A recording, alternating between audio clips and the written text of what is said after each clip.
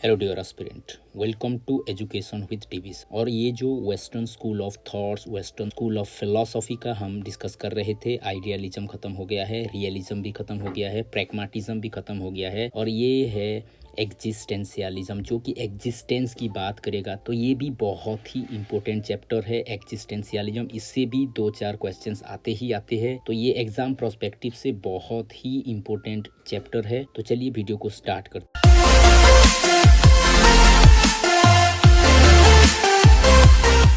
तो सबसे पहले देख लेते हैं एक छोटा सा कोड जो कि एग्जिस्टेंशियलिज्म के बारे में बताता है। ये है गुरुदत्त का। एग्जिस्टेंशियलिज्म क्या है? It is an attempt to reach the inner most core of human existence. ये ह्यूमन एग्जिस्टेंस की बात करेगा और ये एग्जिस्टेंस का इनर कोर को बताएगा in a concrete and individual fashion. Individuality की ये बात करेगा, सब्जेक्टिविटी की ये बात करेगा। ओके, तो एग्जिस्टेंशियलिज्म इसको कहते हैं मॉडर्न फिलोसॉफी का एक बहुत ही बड़ा इन्फ्लुएंस फिलोसॉफी है। ये मॉडर्न फिलोसॉफी है, नए जमाने की नई फिलोसॉफी इसको कहते हैं। ये वर्ल्ड वॉर 2 के बाद का फिलोसॉफी है, एक रिएक्शन फिलोसॉफी है। ये सारे फिलोसॉफी को रिजेक्ट करता है। अगर हम इसका इंट्रोडक्शन भी देखेंगे तो इसका फादर है सोरेन कीगार्ड। ओके, सोरेन कीगार्ड जो है इसका प्रोपाउंडर है, ये फादर है। ओके, और ये जो एग्जिस्टेंशियलिज्म वर्ड है इसको पहले यूज करने वाले थे गिब्रायल मार्शल। ये भी क्वेश्चंस आते हैं, ये फादर भी क्वेश्चंस आते हैं, इसको भी आपको अच्छे से पढ़ना है, अच्छे से याद करना है। ओके, तो गिब्रायल मार्शल ने एग्जिस्टेंशियलिज्म वर्ड को पहले यूज किया था। ये मॉडर्न फिलोसॉफी है और ये 19th सेंचुरी में इमर्ज हुआ है, या कि आप ऐसे बोल सकते हो कि ये वर्ल्ड वॉर 2 के बाद धीरे धीरे करके ये आया है। कोई फिलोसोफर ऐसे भी कहते हैं कि ये ओल्ड वाइन है इन ए न्यू बॉटल, ऐसे भी कहते हैं। कोई ऐसे भी कहते हैं ये रोमांटिक रिएक्शन है। किसके अगेंस्ट? ये हिगेल के जो फिलोसॉफी है, हिगेल के अगेंस्ट का ये रोमांटिक रिएक्शन फिलोसॉफी है, ऐसे भी कुछ कहते हैं। ओके, तो ये रिजेक्ट करता है सारे स्कूल ऑफ फिलोसॉफी को, क्योंकि ये बताता है कि human is all in all. क्योंकि जो भी फिलोसॉफी बन रही है किसको बेस में लेके बनना चाहिए? ह्यूमन को बेस में लेके बनना चाहिए, लेकिन सब कुछ क्या कर रहे हैं? ह्यूमन को ही नेग्लेक्ट कर रहे हैं। आइडियलिज्म में आइडिया को इंपोर्टेंस दिया जा रहा है, भगवान को इंपोर्टेंस दिया जा रहा है, लेकिन किसको नेग्लेक्ट किया जा रहा है? ह्यूमन को नेग्लेक्ट किया जा रहा है। नेचुरलिज्म में नेचर को हम ज़्यादा प्रायोरिटी दे रहे हैं, लेकिन नेग्लेक्ट किसको कर रहे हैं? ह्यूमन को कर रहे हैं। फिर प्रैग्मेटिज्म में हम एक्शन को या फिर यूटिलिटी को, एक्शन को हो गया, यूटिलिटी को हो गया, उसको हम प्रायोरिटी दे रहे हैं। वहां पर भी किसको हम नेग्लेक्ट कर रहे हैं? नेग्लेक्ट कर रहे हैं हम ह्यूमन को कर रहे हैं। इसीलिए जितने भी फिलोसॉफी है सभी फिलोसॉफी को ये रिजेक्ट करते हैं और ये कहते हैं human is the centre of all the philosophy. ये आर्ग्यू करता है कि ह्यूमन को सेंटर में रख के सारा फिलोसॉफी होना चाहिए था, लेकिन जो मेन है, जो फिलोसॉफी के बारे में बात कर रहा है, जो फिलोसॉफी को पॉपुलर कर रहा है, जो फिलोसॉफी का क्रिटिसिज्म कर रहा है, जो फिलोसॉफी को आगे ले रहा है, जो सब कुछ कर रहा है फिलोसॉफी के लिए, वो करने वाले को ही नेग्लेक्ट किया जा रहा है। इसीलिए ये सारे फिलोसॉफी को रिजेक्ट करते हैं और इसको इसीलिए कहते हैं मोस्ट इंडिविजुअलिस्टिक फिलोसॉफी। ओके, तो इसके प्रोपोनेंट कौन कौन है? प्रोपोनेंट है सोरेन कीगार्ड है, फ्रेडरिक नीत्शे है, जीन पॉल सार्त्रे है, कार्ल जास्पर है, गिब्रायल मार्शल है, हाइडेगर है। ये सारे हैं इसके प्रोपोनेंट्स। फिर है फीचर्स ऑफ एग्जिस्टेंशियलिज्म। एग्जिस्टेंशियलिज्म किसके बारे में बात करता है, इसका कैरेक्टरिस्टिक्स क्या है, इसका फीचर्स क्या है, ये सारा कुछ हम अभी देखेंगे। ओके, तो ये जो पहला फीचर्स है, no permanence of essence. Essence का कोई भी परमानेंसी नहीं है, क्योंकि एसेंस के बारे में हम जो पहले जो फिलोसॉफी थे, जैसे कि आइडियलिज्म हो गया, वहां पर एसेंस किसको बता रहे थे? एसेंस बता रहे थे आइडिया को, कॉन्सेप्ट को, गॉड को, सोल को एसेंस बता रहे थे। लेकिन एग्जिस्टेंशियलिज्म बोलते हैं कि इतना एसेंस होने के बाद भी वर्ल्ड वॉर हो गया। वर्ल्ड वॉर होने के बाद देखो इंसान का हालत क्या हो गया है। ओके, तो ये बोल रहे हैं कोई एसेंस नहीं होता। सबसे बड़ा एसेंस कौन है? सबसे बड़ा एसेंस ह्यूमन ही है। ह्यूमन जब जन्म नहीं होता है तो उसका कोई एसेंस नहीं होता, डेथ के बाद उसका कोई एसेंस नहीं होता। Man has no essence at birth, लेकिन जब वो पैदा होता है उसका एसेंस एसेंस क्रिएट होता है, वो खुद अपना एसेंस बना सकता है, कोई भी प्री डेस्टिन्ड उसके ऊपर कुछ भी नहीं है। जैसे हम आइडियलिज्म में कहते हैं कर्मा फिलोसॉफी है, ये इतना कर्म करके आया है, ऐसा भाग्य लेके आया है, इसीलिए ऐसा पैदा हुआ है, वैसा पैदा हुआ है, इसको सब कुछ रिजेक्ट करने वाले हैं कौन? एग्जिस्टेंशियलिज्म। एसेंस को ही रिजेक्ट कर रहे हैं, नो परमानेंस एसेंस, हम एसेंस का क्रिएटर है। सारे ह्यूमंस को आप देखो, आप अपनी ही एसेंस को क्रिएट कर सकते हो। आप जन्म से गरीब हो, कोई दिक्कत नहीं है, आप गरीबी से ऊपर उठ सकते हो। आप कोई भी परिस्थिति से आ रहे हो, कोई प्रॉब्लम नहीं है, लेकिन उस परिस्थिति को आप ऊपर उठ सकते हो। सारे के सारे परिस्थितियों को आप क्या कर सकते हो? परिस्थितियों से ऊपर आ सकते हो। ये एग्जिस्टेंशियलिज्म फिलोसॉफी का एक बहुत ही कोर आइडियोलॉजी है। ओके, फिर जो सेकंड बात ये बता रहा है, reject the concept of idea. ये आइडिया को रिजेक्ट कर रहे हैं, आइडियालिज्म के जो आइडिया कॉन्सेप्ट है इसको रिजेक्ट कर रहे हैं। और ये आइडियालिज्म के बाकी सारे भी जो एसेंशियल कॉन्सेप्ट है, गॉड हो गया, सोल हो गया, ये सारे के सारे को रिजेक्ट करते हैं। ये ऐसे आर्ग्यू करेंगे कि अगर गॉड होता, अगर सोल होता, अगर आइडिया होता, तो वहां पर जो सेकेंड वर्ल्ड वॉर हुआ, जो लाखों करोड़ों लोग मर गए, लाखों करोड़ों लोग सफरर हुए, उसके जिम्मेदार कौन है? वहाँ गॉड का रोल क्या था या फिर सोल का रोल क्या था? वहां पर आइडिया का रोल क्या था? कुछ भी नहीं। अगर था तो ये सारा कुछ नहीं होना चाहिए। इसीलिए ये क्या करेंगे? इसीलिए ये कहेंगे कि human is the existence. Okay, तो ये आइडियालिज्म का सारे के सारे एसेंस को, सारे के सारे कॉन्सेप्ट को, आइडिया को रिजेक्ट करते हैं। ओके, और ये कहते हैं man is the centre of everything. Man he centre है, मैन ही सेंटर है किसका? एग्जिस्टेंस का। आइडिया सेंटर नहीं है, मैन ही सेंटर है। अगर मैन होगा तो ही धर्म चलेंगे, अगर मैन है तो ही मस्जिद चल रहे, अगर मैन है तो ही मंदिर चल रहे, अगर मैन है तो ही चर्च चल रहे हैं। Without man no church is church, no masjid is masjid, no mosque is mosque, no temple is temple. कोई भी धर्मानुष्ठान नहीं चलेगा विदाउट ह्यूमन बीइंग। तो ह्यूमन बीइंग ही सेंटर है। इसीलिए ये क्या कह रहे? He is the maker of the society. वही सोसाइटी का निर्माण करता है। ओके, वही एग्जिस्टेंस है, उसके एग्जिस्टेंस से सारा इधर उधर बाकी जो समाज घूम रहा है, बाकी जो जीव जंतु हो गए या फिर कुछ भी हो गया, इसके ही एग्जिस्टेंस के ऊपर टिका हुआ है। अगर इंसान ही खत्म हो जाए तो बाकी जीव जंतु भी ऐसे भी खत्म हो जाएंगे, सारा समाज, सारा कुछ जो दुनिया में आप देख रहे हो सब नष्ट हो जाएंगे। ये मानना है एग्जिस्टेंशियलिज्म का। और ये क्या बताते हैं? और ये बताती है एग्जिस्टेंस का मतलब ये नहीं है कि बस हम जी रहे हैं। Existence doesn't mean mere living, लेकिन ये क्या है? It means complete strong self consciousness and responsible life. Responsible life, हमारे पास चॉइस है, we have choices. On the basis of that choices we can choose what to do and what not to do. हम कैसे अपने आप को बेहतर कर सकते हैं, एक जिम्मेदार नागरिक बना सकते हैं, एक बेटर ह्यूमन बीइंग हम खुद को बना सकते हैं। ये हमारे पास चॉइस है। या तो हम अच्छे बन सकते हैं या तो हम बुरे बन सकते हैं, या तो हम न्यूट्रल रह सकते हैं, ना अच्छे बनना है ना बुरे बनना है, कुछ भी बनना नहीं है। हमारे पास वो सारी कुछ चॉइस रहता है। ओके, तो ये मानना है एग्जिस्टेंशियलिज्म का। एग्जिस्टेंशियलिज्म और क्या करता है? अपोज करता है साइंटिफिक फिलोसॉफी का और कल्चर का। साइंटिफिक फिलोसॉफी से क्या हो रहे है?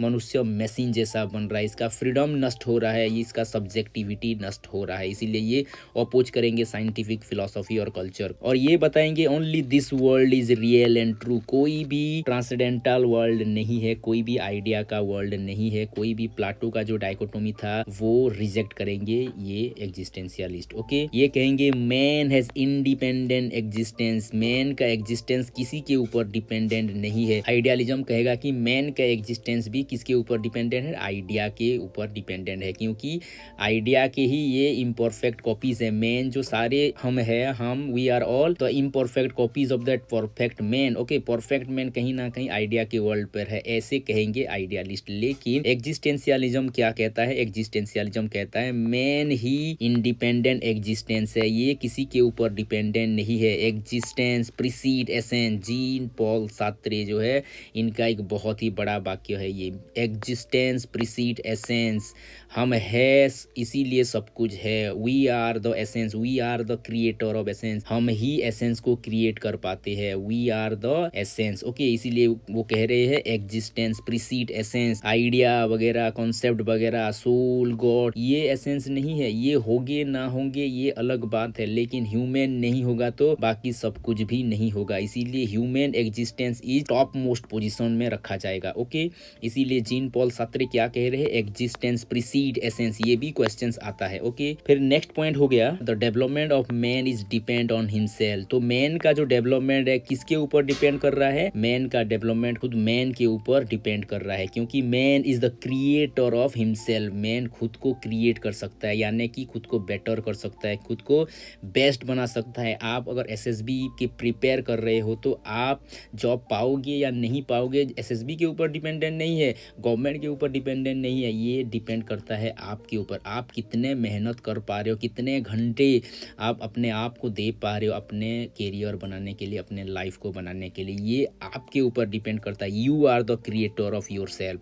तो आपका क्रिएटर आप खुद हो, तो आप चूज कर लो तो कितना घंटा पढ़ने से मुझे एसएसबी जॉब मिलेगा। ये है भाई एग्जिस्टेंशियलिज्म। आप खुद के एग्जिस्टेंशियलिस्ट बनो, खुद का एग्जिस्टेंस के लिए आप लड़ो भाई, मेहनत करो। ओके, तो एग्जिस्टेंशियलिज्म फिर क्या बता रहे हैं, there is no absolute aim of life. Life का कोई भी एब्सोल्यूट एम नहीं होता, क्योंकि जब हम एब्सोल्यूट एम की बात करते हैं हमारे सब्जेक्टिविटी खत्म हो जाती है, हमारे फ्रीडम खत्म हो जाती है, सब कुछ खत्म हो जाता है। इसीलिए कोई भी एब्सोल्यूट एम नहीं है। ओके, तो एग्जिस्टेंशियलिज्म क्या बताते हैं, man is free to select. इसके पास चॉइसेस है, हमारे पास चॉइसेस है, हम चूज कर सकते हैं, हम ये करेंगे या वो करेंगे, हम इधर जाएंगे व इधर जाएंगे। हम कोई परिस्थिति आ रहा है तो उस परिस्थिति में बैठ के रोएंगे या फिर उस परिस्थिति से बाहर निकलने की कोशिश करें। We have choices.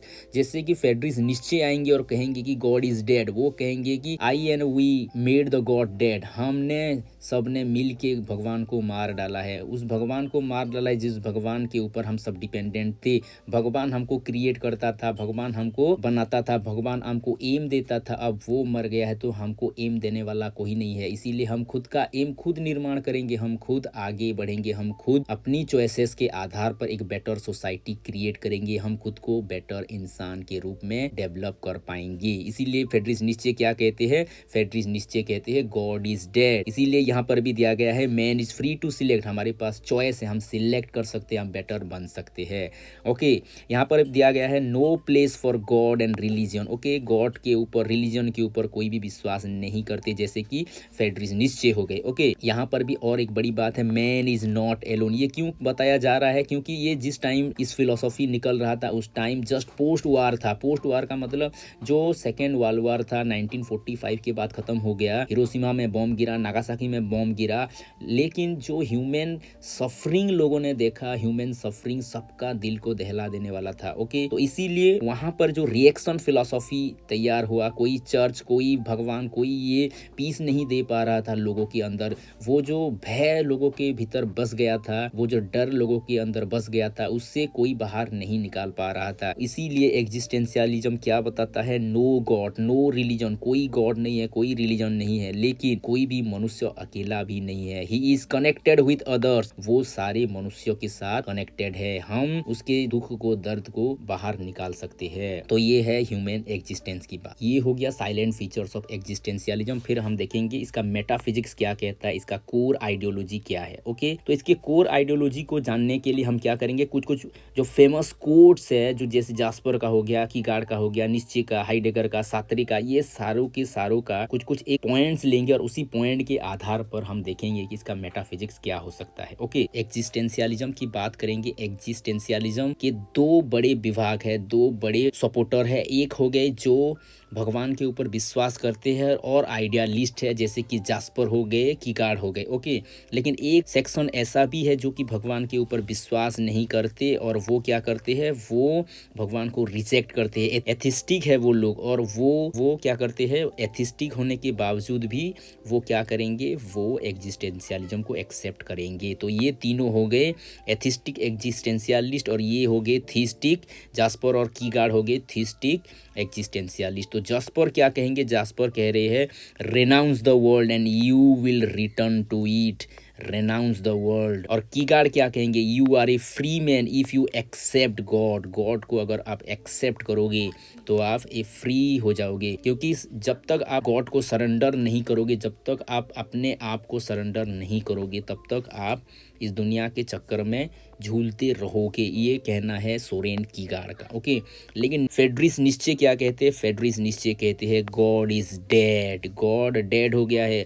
और गॉड को किसने मारा है, we have killed God, you and I, आपने और मैंने, सब ने मिलके गॉड को मार डाला है। क्यों मारा है, क्योंकि गॉड मरेगा तो क्या होगा, गॉड अभी हमको एम दे रहा था, गॉड हमको डायरेक्शन दे रहा था, गॉड क्या करना है क्या नहीं करना है बता रहा था, लेकिन अब गॉड मर गया है तो आपको जिम्मेदारी लेनी पड़ेगी। आपके पास अभी चॉइसेस है, क्या करना है क्या नहीं करना है, कैसे बेटर बनना है, कैसे बेटर से भी बेटर बनना है, ये आपके हाथ में अभी है।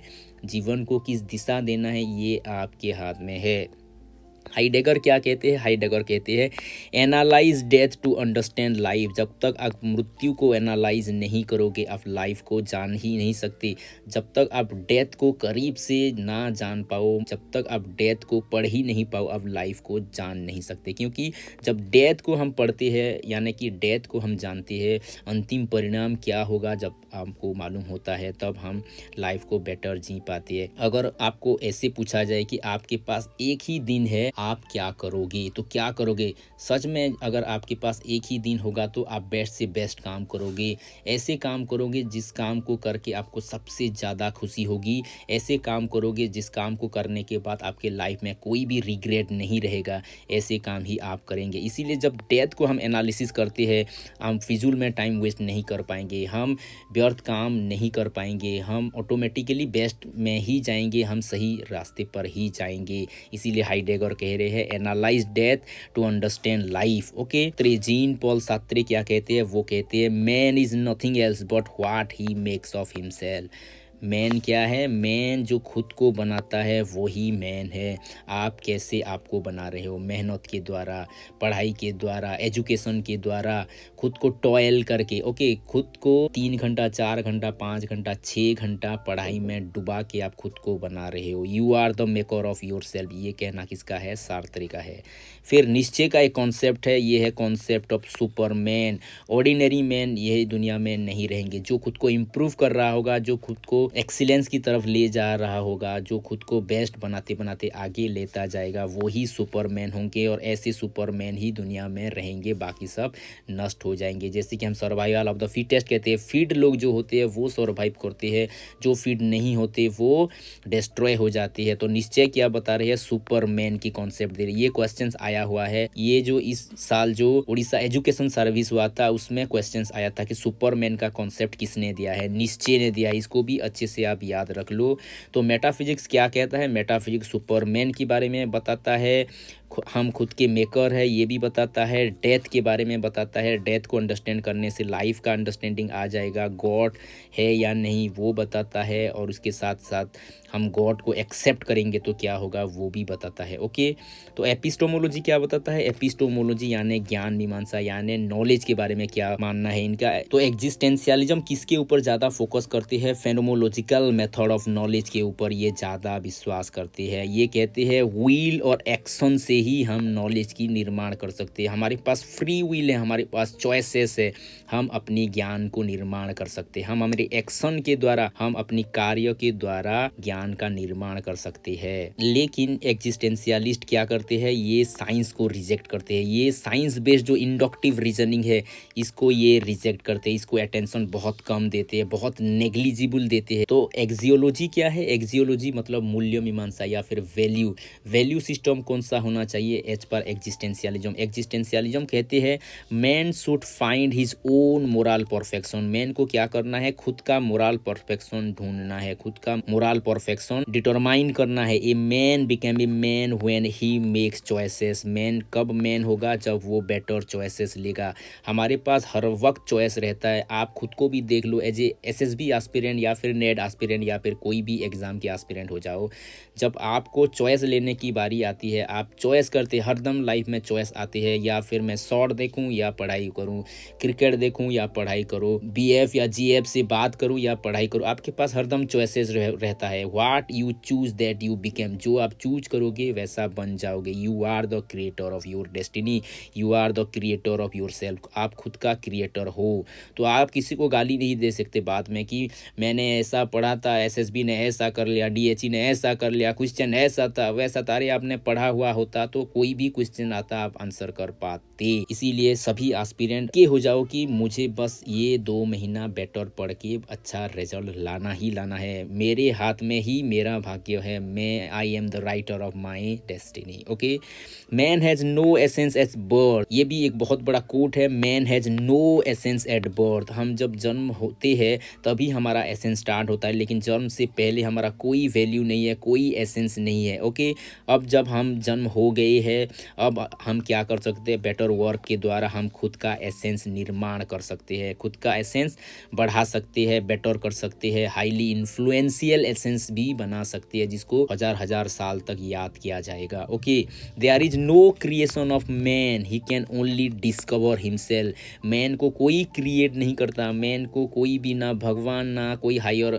अथॉरिटी जो क्रिएट करेगा, मैन को कोई क्रिएट नहीं करता, लेकिन मैन खुद को खुद डिस्कवर कर सकता है। जो हिडन पोटेंशियल है हमारे अंदर, वो हिडन पोटेंशियल को हम खुद सर्च करके निकाल सकते हैं। ये कहना है एग्जिस्टेंशियलिज्म का। क्या एम होना चाहिए as per education is concern, तो एग्जिस्टेंशियलिज्म बता रहे हैं जो मैन आइसोलेशन में है, एनिनोमिटी में है, उसको क्या करना है, उस मैन को फ्री करना है। और फ्री कौन करेगा, एजुकेशन करेगा, उसको एक लिबरल माइंडसेट देगा, क्योंकि जब तक हमारे पास लिबरल माइंडसेट नहीं होगा हम हमारे आइसोलेशन से बाहर नहीं आ पाएंगे। सोसाइटी के जो इम्पोज थॉट्स है उस थॉट से चिपके हुए रहेंगे, हम बाहर आ ही नहीं पाएंगे। ओके, तो बाहर आने का काम केवल और केवल एजुकेशन ही करेगा, ये सबसे बड़ा एम ऑफ एजुकेशन है।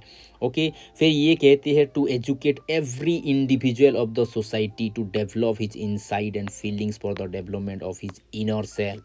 तो एजुकेशन के द्वारा हम उसका इनर सेल्फ को डेवलप करेंगे, सो दैट वो बेटर इनसाइड द्वारा वो क्या करेगा, सोसाइटी का डेवलप कर सकता है, एक बेटर सोसाइटी का डेवलप कर सकता है, बेटर इंडिविजुअल बेस्ड सोसाइटी का निर्माण कर सकता है। Okay, to educate the whole child concept, ये भी क्वेश्चंस आया हुआ है, इसको भी अच्छे से समझ लो।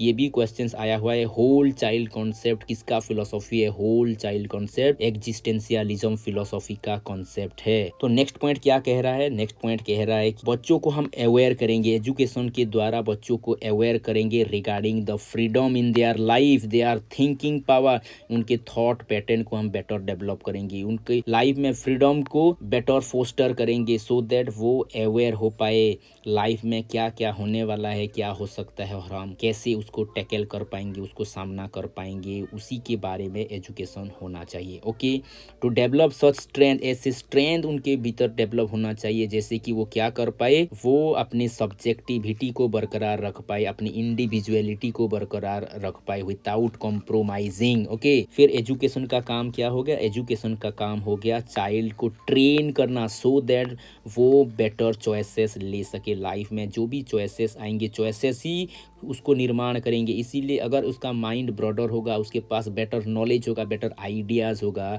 तो वो बेटर चॉइस ले पाएगा। ये काम होगा एजुकेशन का। ओके, फिर एग्जिस्टेंशियलिस्ट क्या कहते हैं, एग्जिस्टेंशियलिस्ट कहते हैं education for happiness is a dangerous doctrine.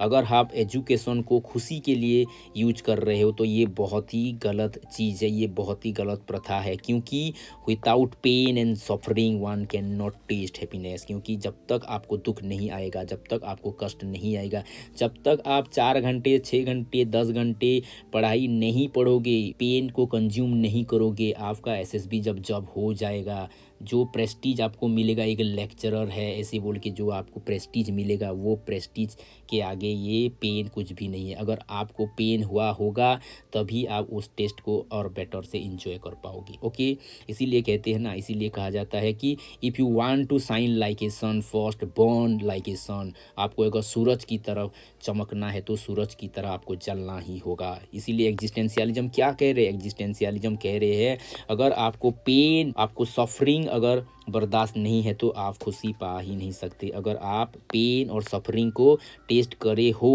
तभी आप खुशी को भी टेस्ट कर पाओगे। ओके, तो कोरिकुलम क्या होगा एग्जिस्टेंशियलिज्म के हिसाब से? कोरिकुलम होगा चाइल्ड सेंटर कोरिकुलम होगा, चाइल्ड सेंटर में होगा, child is the centre of the curriculum. Existentialism mainly कौन से सब्जेक्ट को रिलेट करेंगे? ये इमीडिएट प्रॉब्लम्स जो समाधान हो सके ऐसे सब्जेक्ट को ये क्या करेंगे, ये हाईलाइट करेंगे। जैसे कि सोसाइटी का प्रॉब्लम हो गया, इकोनॉमिक्स का प्रॉब्लम हो गया, पॉलिटिकल साइंस का प्रॉब्लम हो गया, वहाँ पर जो प्रॉब्लम आ रहे हैं वो प्रॉब्लम को जो विषय से इमीडिएटली सॉल्व किया जा सके ऐसे सब्जेक्ट को ये क्या करेंगे, ये कोरिकुलम में इंक्लूड करेंगे।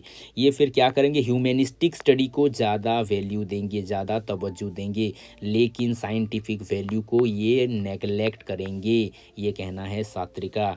ये फिर क्या करेंगे, ऐसे सब्जेक्ट को ये कोरिकुलम में इंक्लूड करेंगे जो कि बच्चों की क्रिएटिविटी डेवलप करे, सेल्फ एक्सप्रेशन डेवलप करे, क्योंकि जब तक क्रिएटिविटी डेवलप नहीं होगा, सेल्फ एक्सप्रेशन डेवलप नहीं होगा, आप समाज में एडजस्ट हो ही नहीं पाएंगे, आप पेन और सफरिंग को झेल ही नहीं पाओगे, और जब तक पेन और सफरिंग नहीं झेलोगे तब तक आप हैप्पीनेस की टेस्ट कर ही नहीं सकते। तो एग्जिस्टेंशियलिज्म क्या बताएंगे, एग्जिस्टेंस ही सभी का कोर होना चाहिए, हमारे सारे स्टडीज का कोर क्या होना चाहिए, human existence. Existence is the core of every subject. Okay, तो फिर मेथड क्या होना चाहिए, मेथड भी थोड़ा देख लेते हैं, method of studies. Okay, method होगा ये ज़्यादातर फोकस करेंगे इंडिविजुअलिटी पर, ज़्यादा फोकस करेंगे, इसीलिए इनका मेथड होगा सेल्फ पे, self learning, self directed method होगा। तो ये कौन से मेथड में ज़्यादा फोकस करेंगे, सोक्रेटिक मेथड यानी कि क्वेश्चंस आंसर मेथड, यानी कि डायलेक्टिकल मेथड, पूछते जाओ, जीवन के गहरे से भी गहरे क्वेश्चंस पूछते पूछते आप जीवन के जो मूल तत्व है उस मूल तत्व को समझ पाओगे। ओके, इसीलिए सोक्रेटिक मेथड ऑफ टीचिंग को ये ज़्यादा तवज्जो देते हैं। ये रिजेक्ट करते हैं ग्रुप मेथड को, क्योंकि ग्रुप मेथड में क्या होगा, ग्रुप मेथड में आपका इंडिविजुअलिटी खत्म हो जाएगा, आपकी सब्जेक्टिविटी आपका खत्म हो जाएगा। ग्रुप मेथड को ये क्या करेंगे, रिजेक्ट करेंगे। और ये क्वेश्चंस आया हुआ है, 2021 में एक क्वेश्चंस था, 4 पॉइंट दे दिया गया था और पूछा गया था कि एग्जिस्टेंशियलिज्म में कौन कौन से पॉइंट आएंगे, और ये भी पॉइंट था, ग्रुप का एक पॉइंट था। ओके, जब हम क्वेश्चन आंसर डिस्कस करेंगे तो वहां पर हम देखेंगे। ओके, तो टीचर के बारे में ये क्या कहते हैं, टीचर के बारे में कहते हैं कि टीचर एक हेल्पफुल नेचर वाला होना चाहिए, स्टूडेंट को हेल्प करने वाला होना चाहिए, ताकि स्टूडेंट क्या कर सके, स्टूडेंट अपनी एसेंस खुद निर्माण कर सके। फिर एग्जिस्टेंशियलिज्म बताती है कि 5 कैरेक्टरिस्टिक्स एक टीचर का होना चाहिए, वो ज़्यादा ऑथेंटिक हो, ज़्यादा स्पिरिचुअल हो, हैविंग ए क्रिटिकल एटीट्यूड, उनका एक क्रिटिकल एटीट्यूड होना चाहिए, having a clear sense of personal identity, उनका clear sense of personal identity होना चाहिए, and having a empathetic awareness, empathy भी उनके पास होना चाहिए। ये 5 क्वालिटी होना चाहिए, ऐसे कहते हैं आइडियलिस्टिक एग्जिस्टेंशियलिस्ट जो है, ऐसे कहते हैं। ओके, ये ज़्यादातर फोकस करेंगे इंडिविजुअल रिलेशनशिप, टीचर को क्या करना है, टीचर को एवरी बच्चे को इंडिविजुअली ट्रीट करना है, इंडिविजुअली उनको रिलेशनशिप डेवलप करके उनको बेटर क्रिएट करना। फिर स्टूडेंट के बारे में क्या कहते हैं एग्जिस्टेंशियलिस्ट, ये कहते हैं full freedom to child, children को फुल फ्रीडम देना चाहिए। फिर एग्जिस्टेंशियलिस्ट कहते हैं child can grow to know or understand his own needs, खुद का नीड्स क्या है, खुद का एसेंस क्या है, खुद की आवश्यकता क्या है, ये चाइल्ड खुद जाने। अगर इनको बेटर एजुकेशन मिलेगा, बेटर टीचर्स मिलेंगे, तो वो खुद का नीड्स क्या है वो जान पाएगा। ओके, तो खुद का नीड्स जानने का कोशिश करेगा। कैसे कोशिश करेगा, जब चाइल्ड ग्रो करेगा, जब चाइल्ड बेटर बेटर बेटर और बेटर होता जाएगा, वो अपनी नीड्स के अकॉर्डिंग अपने आप को ढालता जाएगा। Okay, child thrives better when relieved from intense competition, harsh discipline and fear of failure। इसीलिए चाइल्ड को क्या करना चाहिए, इंटेंस कंपटीशन में नहीं झोंक देना है, कोई हार्श डिसिप्लिन में नहीं झोंक देना है, फियर ऑफ फेलियर में नहीं झोंक देना है। ऐसे चाइल्ड को क्रिएट करना है, ऐसे स्टूडेंट बा, ऐसे एनवायरनमेंट को हम क्रिएट करें जो कि इंटेंस कंपटीशन ना हो, हार्श डिसिप्लिन ना हो और फियर ऑफ फेलियर ना हो, तो ही बच्चे बेटर बन सकते हैं, लाइफ को बेटर एक्सप्लोर कर सकते हैं। ओके, फिर डिसिप्लिन के बारे में एग्जिस्टेंशियलिस्ट क्या बताते हैं, वो बताते हैं full freedom to student, student को फुल फ्रीडम देना चाहिए। तो जितने भी एग्जिस्टेंशियलिस्ट है ये सारे अगेंस्ट है इंसेंटिव के, रिवॉर्ड के या फिर पनिशमेंट के, कुछ भी आपको देना नहीं है। ये कहते हैं बच्चों को ट्रेन करनी चाहिए टू मेंटेन देयर सब्जेक्टिविटी, किसी भी हालत में सब्जेक्टिविटी मरना नहीं चाहिए, सब्जेक्टिविटी को और ज़्यादा से ज़्यादा हम फोस्टर कर सकते हैं।